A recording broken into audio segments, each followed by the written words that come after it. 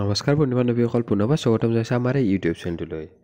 বন্ধু-বান্ধৱীসকল, মেডিকেলৰ বহুত পদ ৰিলিজ কৰিছে একেলগে। মানে DMEৰ ফালৰ পৰা বহুত ৰিক্ৰুইটমেণ্ট পুনৰবাৰ আহিছে। DMEৰ গ্ৰেড 3 আৰু গ্ৰেড 4 দুইটাতে আপোনালোকে এপ্লাই কৰিব পাৰিব। কিমানটা পোষ্ট আছে, লগতে এপ্লিকেশ্যন ডেট কিমানলৈকে থাকিব, সেই সকলো কথা আজিৰ এই ভিডিঅ'ত আমি ডিটেইলত আলোচনা কৰিম। আপোনালোকে শেষলৈ ভিডিঅ'টো চাই থাকিব। তেনেহ'লে পলম নকৰাকৈ আজিৰ এই ভিডিঅ'ত আমি আলোচনা কৰোঁ।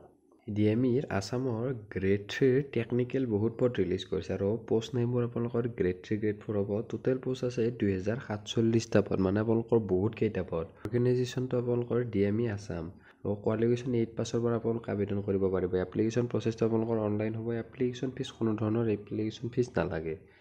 আপোনালোকে ষ্টাৰ্ট ডেট মানে 29 নৱেম্বৰৰ পৰা আপোনালোকে আবেদন কৰিব পাৰিব। লাষ্ট ডেট আছে 9 ডিচেম্বৰ। ইয়াৰ পিছত আমি কেইটামান ইম্পৰ্টেণ্ট ডেট আলোচনা কৰিম, যিটো আপোনালোকৰ আবেদনৰ বাবে বহুত বেছি দৰকাৰী।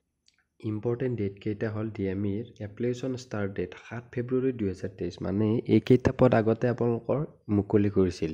আৰু পুনৰবাৰ আপোনালোকৰ ইয়াত আবেদন কৰিব পাৰিব যিসকলে আগৰবাৰ আবেদন কৰা নাছিল, আৰু যিসকলে আগতে আবেদন কৰিছিল সেইসকলে এইবাৰ আবেদন কৰিব নালাগে।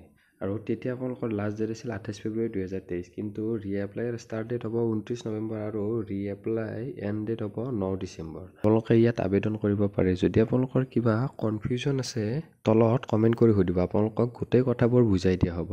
তেনেহ'লে আজিলৈ ভিডিঅ'টো ইমানখিনি আছিল। পুনৰবাৰ আপোনালোকক নতুন ভিডিঅ' এটাৰ সৈতে নতুন ইনফৰমেশ্যন এটা লগ পাম। আজিলৈ ইমানেই। ধন্যবাদ। জয় অসম।